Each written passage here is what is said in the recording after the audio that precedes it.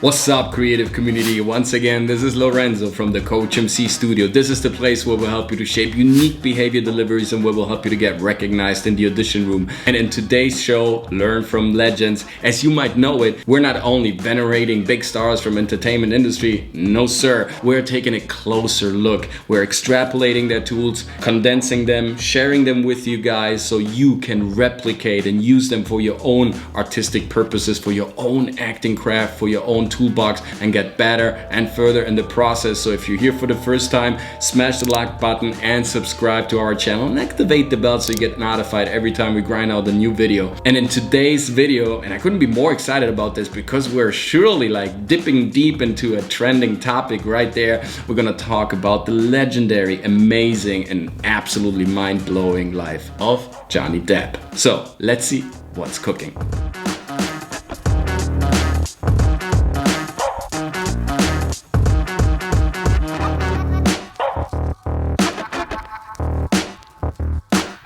Let's address the elephant in the room right away. Of course, I'm following the trial between Johnny Depp and Amber Heard like everybody else on this planet. But to me, it's not about gossip or bad mouthing or kind of participating in strange tweets and comments on the internet, on social media. Nothing at all. Since I was always venerating and admiring the body of work that Johnny Depp has put out there for the last 3 decades of filmmaking, I was generally kind of curious and interested how he would handle the situation, since I've never believed that he could be guilty. And I must say, he's doing a legendary job. Like this show, it's called Learn from Legends. And if there is one adjective that could describe the work, the life, and the career of Mr. Johnny Depp, well, it's legendary for sure. What makes Johnny Depp so legendary? What is his secret? What can we learn from this incredible performer? I think it's the risk to fail that he takes every time he takes on a new character. That uncompromising way of acting, that unpredictable outcome that he always has,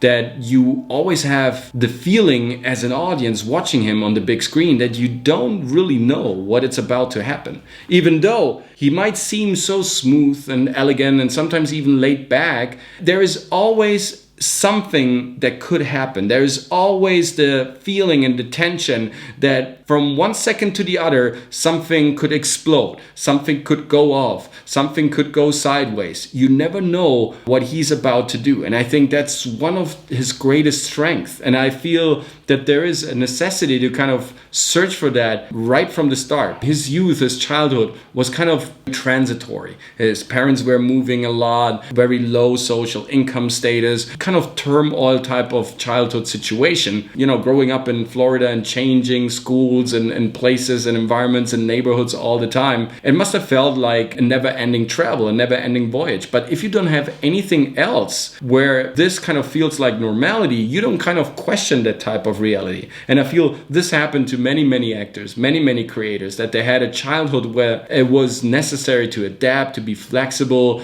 to not question the status quo so much and not getting too comfortable with one situation, always ready to move, always ready to be surprised, always ready to jump into the U-Haul and move to the next place, to the next little town, to the next village, to kind of, gather some money and try to make this family life work. And this is something that reflects, that is kind of shining through in all of his movies in a way as well. If we're talking about Johnny Depp, we're talking about a very uncompromising, very unpredictable, very surprising actor. Even though in his smoothness and laid backness, there is something tangible. It's packed with tension and electricity. And I think this is also the way he was brought up. There was music in his childhood. Johnny Depp, John Christopher Depp II, started as a guitar player. He founded a band called The Kids. They toured in Florida and Los Angeles. They had some success. Mostly they played cover songs, but also some own products and some own songs. But it really didn't kind of pick up in a way it should in terms of, making a life out of it and really starting a career as a musician.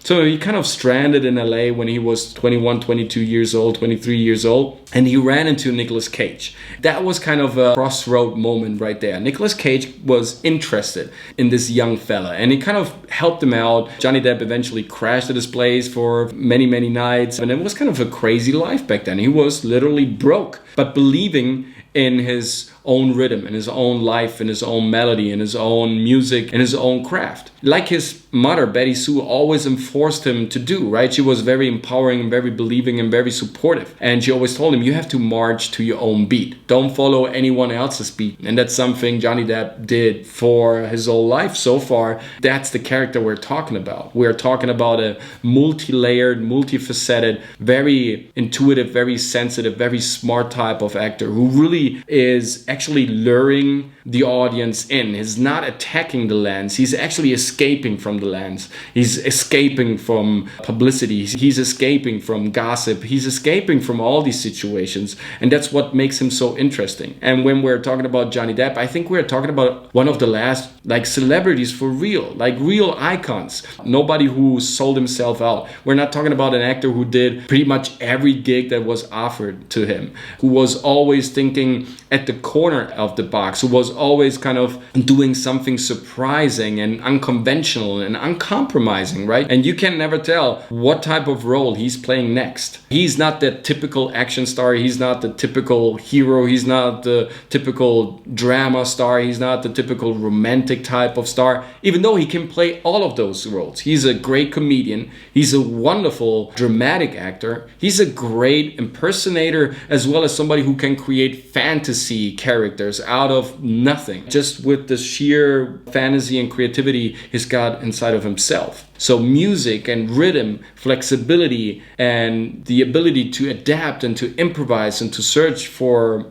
always new and different solutions. I think that's part of his tool set. And I think that's something that we can extrapolate right away and implement it for our own purposes right away. We should be adaptive. We have to be flexible. We have to come up with own solutions and own ideas, be creative, and just mind our own business and just march to our own beat. Just march to our own rhythm. And if you look at him, even though he was born 63, he still strikes me as a person that comes across as very contemporary, very young, sparkling. Nonetheless, he's very cool and very relaxed, and he has his own vibe and smoothness. There is life in his eyes. There is a fire in his eyes. There's always a child playing with ideas. You can literally see that he's always kind of thinking about a funny comment, something to say, or how things can be turned around. You can never tell what kind of response is coming out. You can never tell what kind of answer he's giving you, which way he will go. Whether it's sideways, whether it's attacking you, whether it's backwards, whether he's stepping in a different direction. It's always nice to kind of see how elegantly he can surprise people without coming across as too obvious or artificial, as natural and flawless as just one can be. Where does this whole education come from? Like I said, he was born with music. He was raised with music. He believed in Bob Dylan and Ginsberg and all those beat poets back in the days, in the 80s. He was believing in playing the guitar and loving music and touring. By the age of 16, when his parents divorced, he kind of dropped out of high school. He just lived the crazy road life, basically. He was just caring about making his product better. He was already obsessed and working like a pro, even though he was an amateur. He was investing in his skills and practicing and exercising and really focusing on what the main currents were in the music industry and what people were listening to, what radios were playing, and what people were thriving to, and what was interesting and new about music. He was already invested as if he was a very mature character, a very mature artist. His first major breakthrough came with 21 Jump Street. And when you're watching those old episodes of 21 Jump Street, you get the idea of a very mature character, of a very mature actor. Even though we're talking about an uneducated actor, right, that just got out of the music industry, right, playing for Iggy Pop as a warm-up band or the B-52s, and he was still that rock and roll type of dude, but without the unnecessary craziness. You might say he was eccentric, but he was never damaging to his environment or anything like that. He just knew that he had to find his own product, that he had to march to his own beat, like his mother always told him to do. Betty Sue. His first tattoo It just states that, the name of his mother, Betty Sue. And how romantic is that? I feel like we're talking about a very romantic type of person, a person that maybe is in a way also displaced in these current times, right? If you look at him, you always have the feeling he's from another time. He's from a past time that it's gone forever now.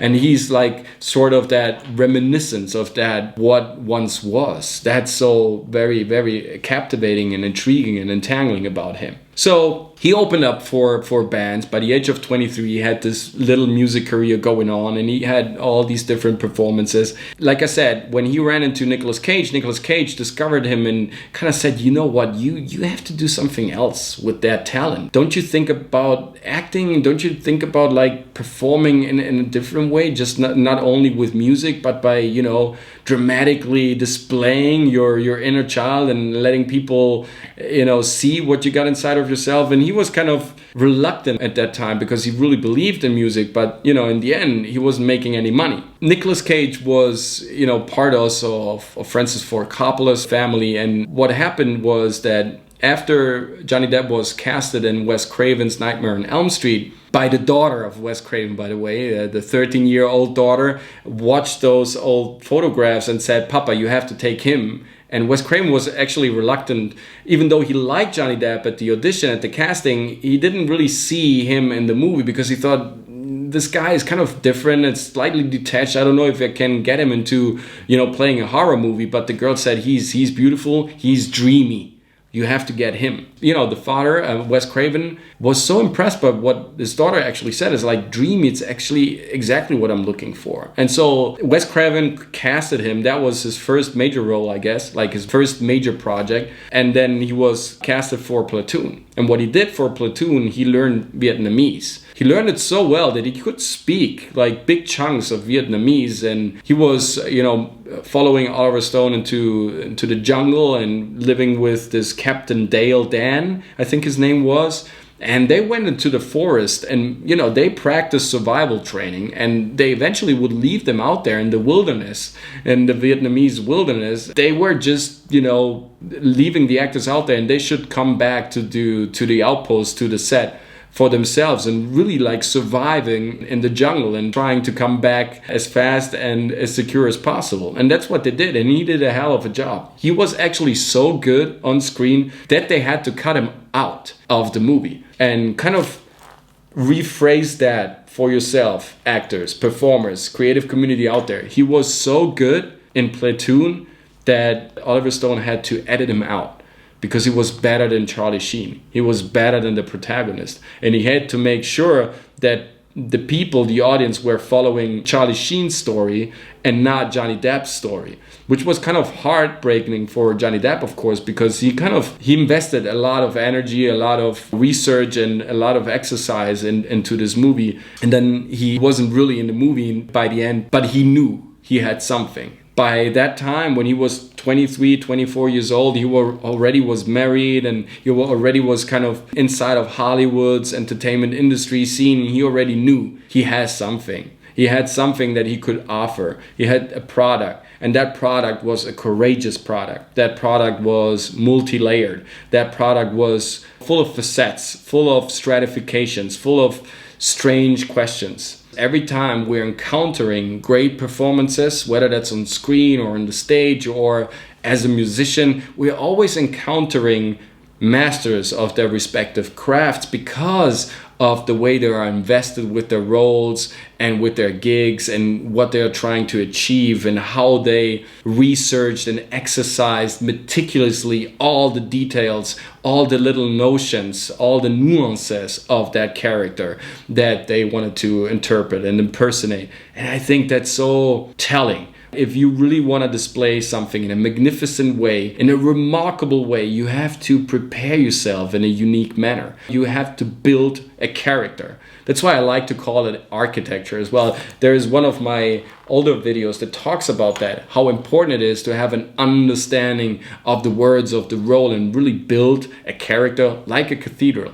It first needs some structure, some heavy groundwork, supporting walls and all that. But then it needs a lot of ornamentation and beautiful details and little things that will, shine through eventually here and there without being too aggressive. You have to kind of pull your audience in, like into this supernova, right? Just suck your energy in and then explode and then again become that black hole, right? It's contraction, expansion all the time. And Johnny Depp is a marvelous example for that. After those initial successes of Nightmare on Elm Street and Platoon and all that, which were fairly small roles, he got into 21 Jump Street. And that was the first project of the newly founded Fox Television. And he was kind of reluctant of accepting that project at first because to him that was like a teeny series for TV, right? It was made for the teen audience. And even though the material was quite interesting, for him it felt like stepping back in terms of creativity. But of course, Johnny Depp, being always the guy swimming upstream, wanted to have a character that was deeper than that. And like coming back to 21 Jump Street, I watched that series back then on TV, and I was highly fascinated by the way that the pace of the story was actually quite fast. The series was very kind of spiced up and very cleverly made, right? And there was this upbeat tempo to it. And every time you would actually, come into a scene with Johnny Depp, there was another rhythm. All of a sudden it was Johnny's rhythm. All of a sudden it was his tempo. All of a sudden it was, again, the beat he was marching to, and not that everybody was showing him to march to. He wasn't accepting any other rules except his set of rules, except his set of conventions and convictions and what he deemed necessary and appropriate for the role. And again, that's something we performers must learn as well. Throughout our career, we have to learn to create our own characters, our own purpose, and to really march to our own rhythm and not being the player of another agenda. Be the player of your own agenda and stick to your own purpose, stick to your own rules, stick to your own tools, stick to your own rhythm. So he had this role in 21 Jump Street, but for him, of course, it was a blessing and it was also a curse at the same time. A blessing because finally he could make ends meet, could, afford things, but it was a curse because he wasn't really playing what he really wanted to play. He wasn't really playing what he needed to play, maybe. Maybe it was the role he needed, but he wasn't really accepting that. Back then, he was, out for the quest of achieving higher and higher performing goals and really touching people and really finding and carving out his product out of all these stories. So he was really not a big fan of the series, to use a euphemism, but the series hit instantly because of him, and Fox got immediately successful, being the first show that they were producing, having this overnight success that had a huge impact all over the globe with such a luminous superstar right in front as one of the protagonists, kind of helped them out tremendously to start the business. And they should be very, very grateful for Johnny Depp's acting achievements during the 3 years he starred in 21 Jump Street, because it was outstanding what he did. Despite all the necessities of the production, he was still able to deliver very interesting and compelling stories and performances throughout those 3 years. So he made a name for himself. He became this teen star. He was propelled on those magazines, on this cover of magazines. The news started getting interested about him. Media started kind of picking up on him, which he kind of disliked. For him, being an actor was never about popularity. It was never about fame or money or becoming this global megastar or anything like that. It was just playing great roles and having fun, right? Becoming successful with doing something that you dearly and deeply love, something that it's fulfilling to you. And like I said, it was a blessing and a curse as well, from the artistic point of view, but also from the restrictions that started to kind of kick in into his private life, because all of a sudden he was known. Coming from being broke and living on a couch in Nicolas Cage's apartment and house to being one of the most talked about teen stars in the world in the matter of a couple of years was quite a revolution for his private life as well. And you can clearly tell by his interviews and all that he wasn't really feeling comfortable about that. So again, there's another big lesson that we can learn. It's not about fame, it's not about popularity, it's about doing your own thing. The popularity comes as a secondary byproduct. It happens automatically if you follow up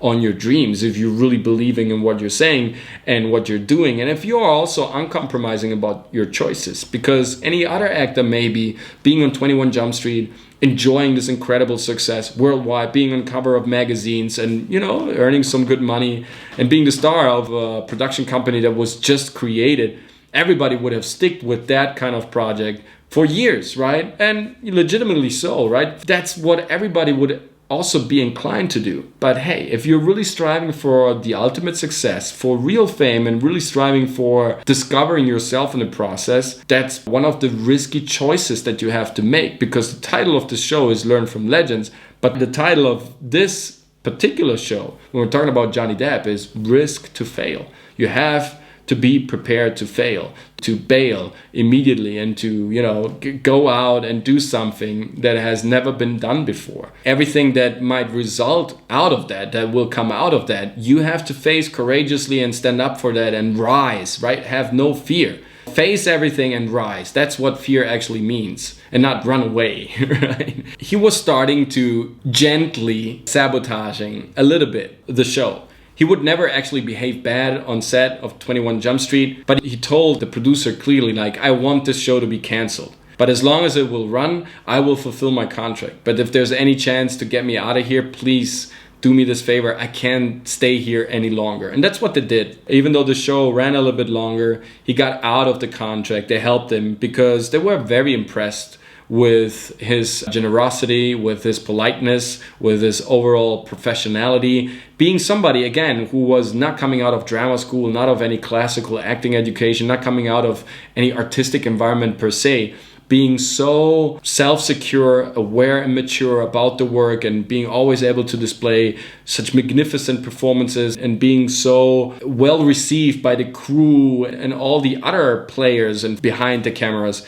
It was kind of an obligation for Fox back then, and for the producer, to kind of help him to make that transition from TV to cinema. And that's what they did. And he got his first huge role. That role shaped his entire career, created an incredible friendship with one of the most influential directors of our times, and really opened up a treasure chest to incredible opportunities. He started working with Tim Burton on Edward Scissorhands, and that was an amazing success. And again, the way he was performing on set, production company was very doubtful. And even Tim Burton got to the point where he started getting nervous when he was looking at the dailies and starting to really doubt if this would actually really working out in the end. But Johnny, being so open also to discuss some of his choices, but at the same time being also very firm about to continue on that path, it kind of showed his professionalism, his belief in the role. And that was so important for Tim Burton and the production company back then, because they realized it's gonna work. He's gonna make it in this way because he doesn't feel that there is another way to do it.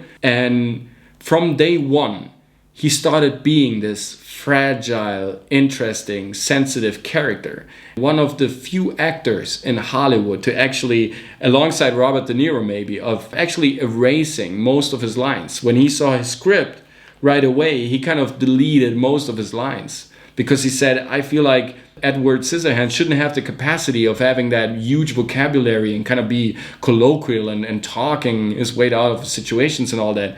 He should be very scarce with words. He would be just appreciative of what he's doing right now and just describing everything with metaphors and trying to be like a child that hasn't seen the world yet, which he actually was, sort of a Kaspar Hauser type of character, right? Somebody who really was not aware of the world, living like a recluse somewhere, secluded, right, in this castle created artificially. Like, there's some sort of Frankenstein, Kaspar Hauser type of momentum going on with Edward Scissorhands. And I believe, I know, Johnny Depp kind of mixed all that and kind of transformed all these informations and all these currents inside of himself. And he played this little child that was just exploring the world and exponentially growing into this, adult, modern environment that all of a sudden he was kind of propelled in, right? And becoming the star of the neighborhood and all that. Such a beautiful movie that opened up the doors to Hollywood,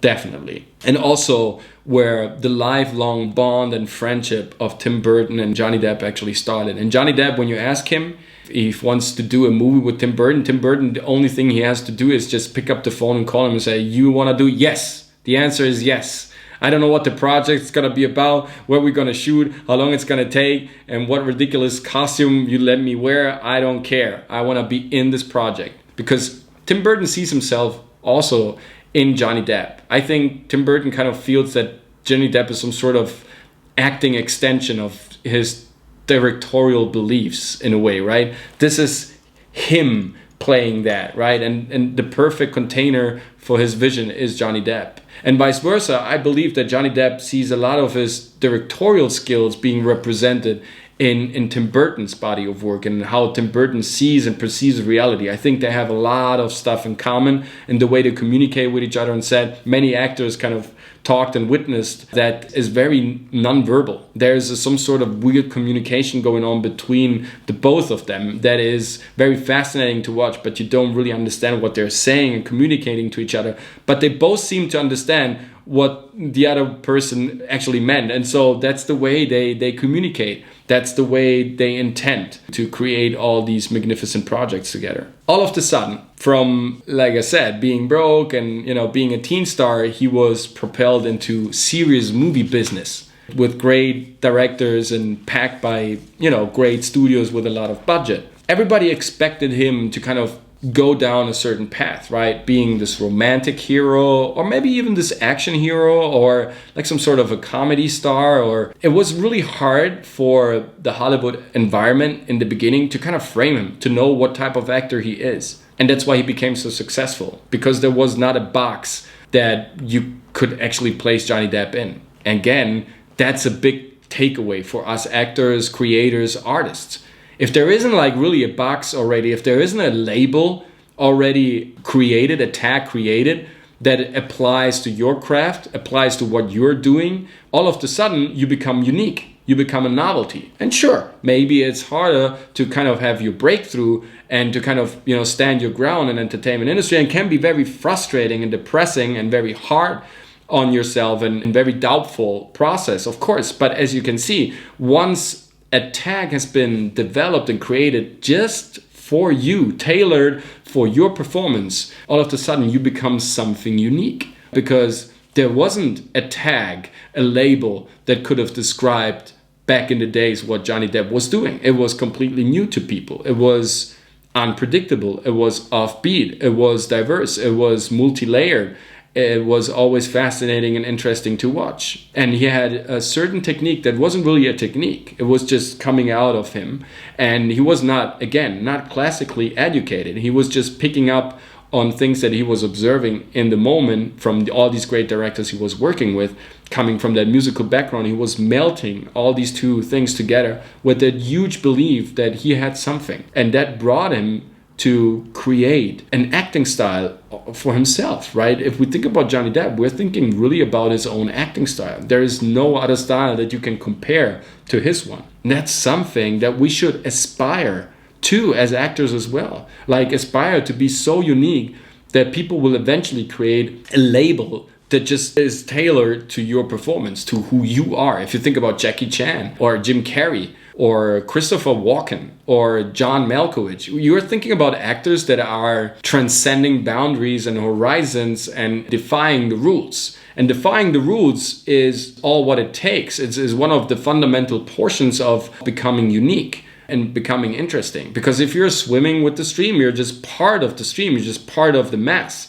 But he was somebody who was doing things the other way around. And that's what I feel is so powerful about his deliveries. Whatever I watch, I feel that there is irony involved, that there is humor involved, that there is like a fragile aspect involved with all of his characters, that there is a human condition about his characters that's truly fascinating. He's not playing the strong guys that survive everything, that will always come out on top, that will always succeed no matter what. He's always playing the losers in a way. He's always playing anti-heroes in a way. People who are always failing and risking, being marginalized and finding their way into society and becoming heroes through a different type of journey, like a negative type of journey, but not negative in a way of how its connotations are from the moral aspect. Negative, I mean from the blueprint type, where other would do it in a black way, he would do it in a white way. Where other would go it with the white tone, he would go with the black tone. He always tried to be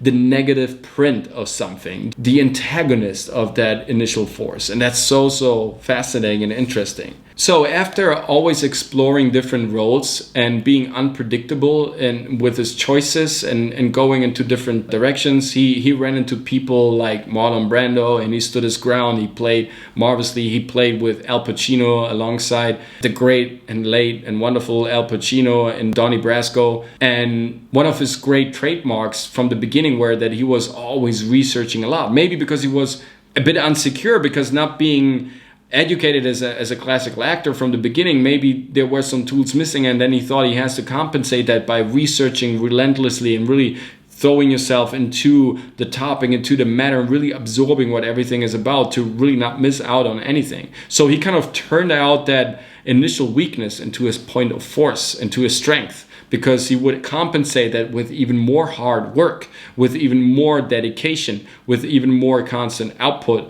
in terms of discipline when it comes down to study and appreciating and learning what the role and the character he had to interpret was all about, and really giving the best shot every time he get called to action. And that's why he became such a reliable actor as well, such a pro actor that was appreciated by all of his crews, because people tell him he knows all the names, he's very polite, he's genuinely interested in everybody else's work, he's very concentrated, he's not costing money, he's not, causing any trouble or any delays, and he's always on point and always delivering something magical and something new. If people can say that about your work, well, you're ahead to greatness. You're all the way down to the path of glory. Make sure to become that type of actor. And that's what we can learn from the legendary Johnny Depp. By the way, let me know in the comment section down below what your favorite movie of Johnny Depp is, what your favorite performance of Johnny Depp is, and where you find him the most compelling, the most interesting, because there were so many roles. When I think of Johnny Depp, I always think about those fantasy, quirky, weird type of dark roles that are,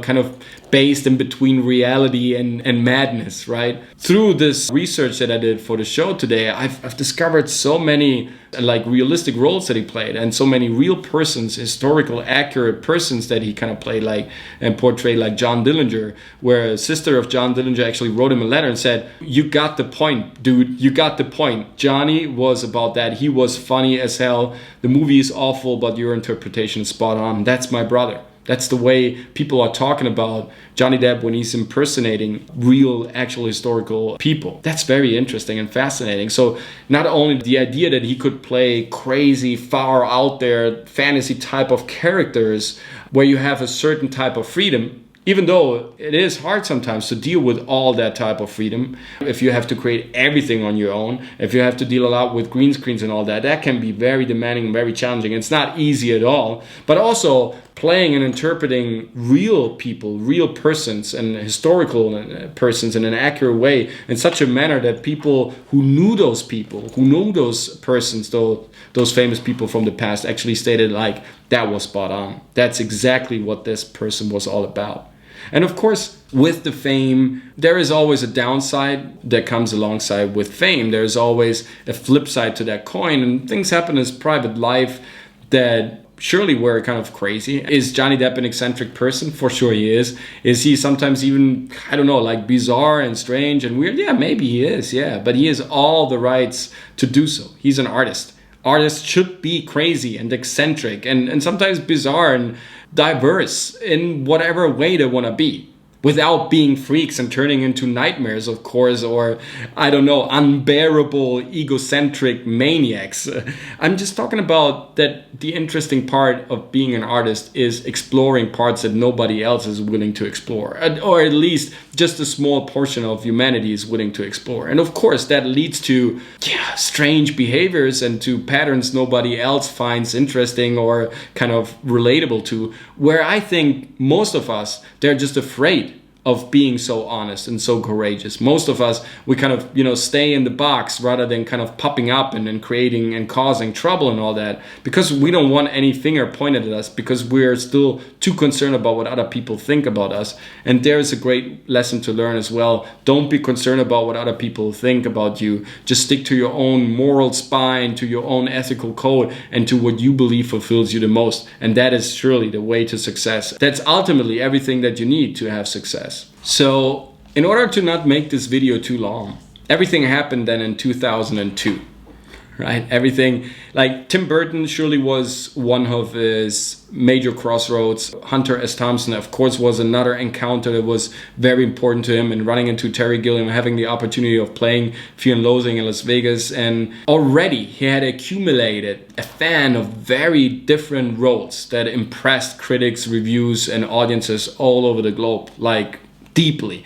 But still, the commercial success wasn't really happening for him. Of course, he was a well-paid actor, he was earning money, but to kind of establish him as one of Hollywood's elite, you would have need a blockbuster, right? You would have need a movie that kind of stood out in terms of what it would actually make at the box office, right? To say this is a huge success and kind of associate that with your name. That's something like a requirement that is truly necessary in Hollywood to really make it to that A-list of the best out there. And in 2002, he made Pirates of the Caribbean, and that movie propelled him into superstardom. That movie made him a global megastar.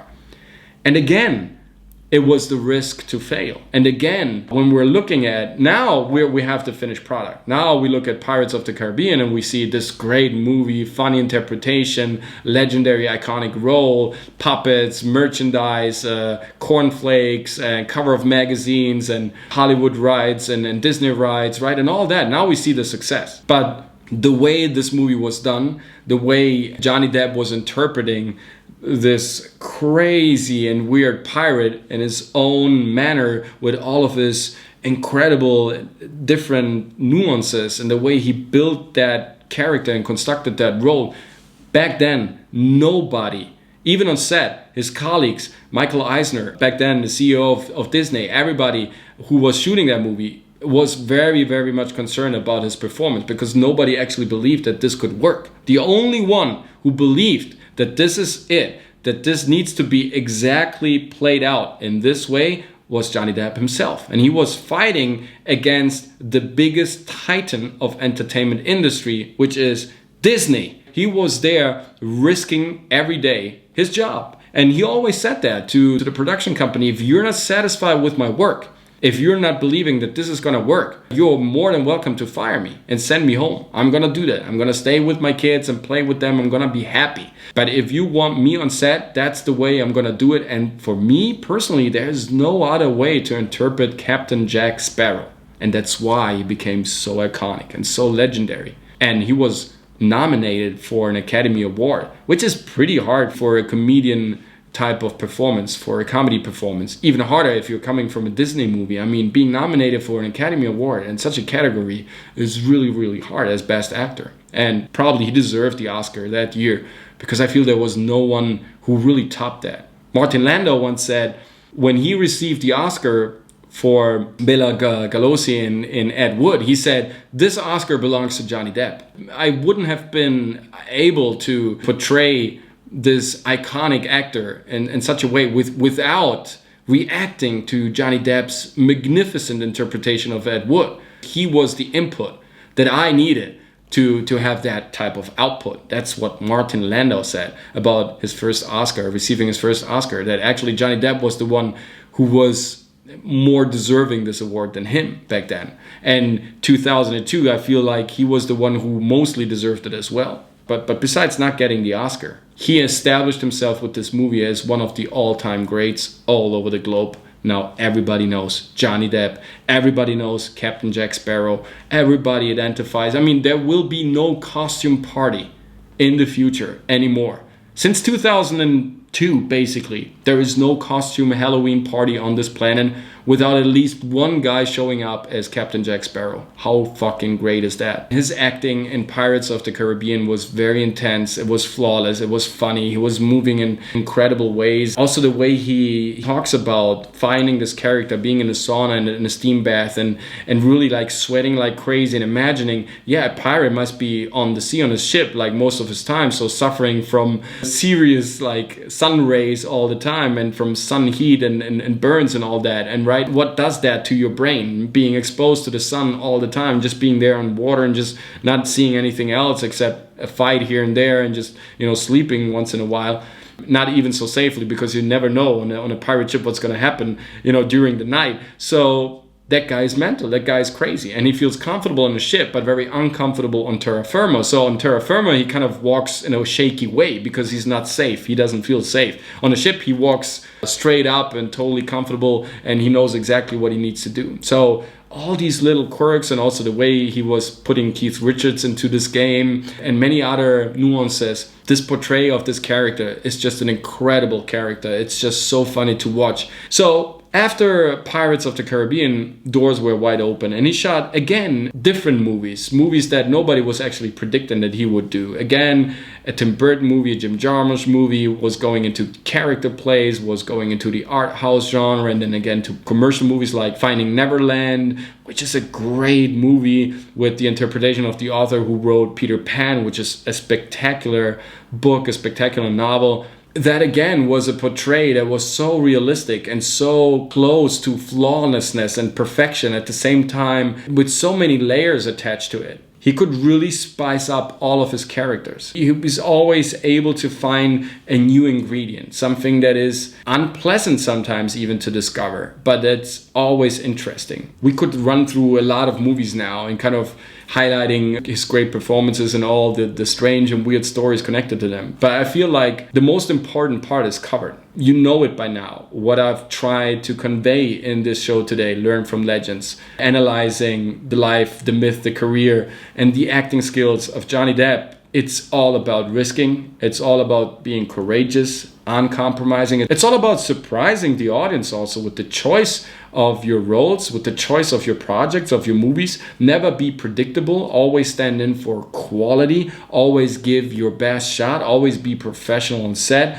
Don't try to derail. Don't become a cliche. Don't become too artificial. Don't become too accommodating and too comfortable, right? Always stay on high voltage. Always stay on the verge of things where they have to develop, and not when the development has gone by and you're just kind of collecting the breadcrumbs that it's left. Be always the first one to explore new waves and to be always contemporary with the type of projects that you're doing, but not with the stories that you're choosing. Always go for the stories that will give you something deeply, something that really means something to you, where you kind of feel like this is a part of me that needs to be told. That's a story that I want to explore. That's an aspect of my character that needs to be portrayed. I feel like I have a connection to a certain role, to a certain character, to a certain audition, because here I feel exactly what I need to do and to show that I haven't done so far. That's the beauty of acting. That's the beauty of our craft, and embrace that to its fullest,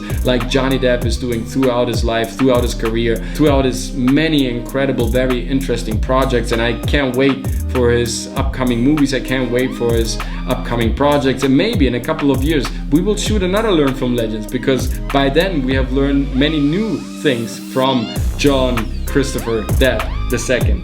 I guess that's it for today's video, Learn from Legends. Thank you so much, creative community, for sticking with us till the end. It was a great pleasure and a great privilege, a great honor to explore Johnny Depp's life and to give you insights and tools and instruments that I feel he has used as well, and to kind of empower you and inspire you to do the same and to really believe in your product, because ultimately that's what we're here for. We have to tell our story, no one else's story. So make sure to subscribe and hit the like button as well. That makes this whole endeavor worthy. It shows us that you appreciated this program. If you got any other questions, please place them in the comment section down below in the comment box. If you want to work on an interesting project, a monologue, a showreel, something to, show the relevant players out there in our entertainment industry and our field of expertise, then make sure to contact me for a free trial lesson of 30 minutes, and we find out if we're a great match. And if we are, let's start a new adventure all together. Let's go in different places. Let's be weird. Let's be obscene. Let's be great. Let's be new. Let's be full of critical acting mass, of juicy mass that hits and impacts and entertains people from now till eternity. Now you're ready to perform.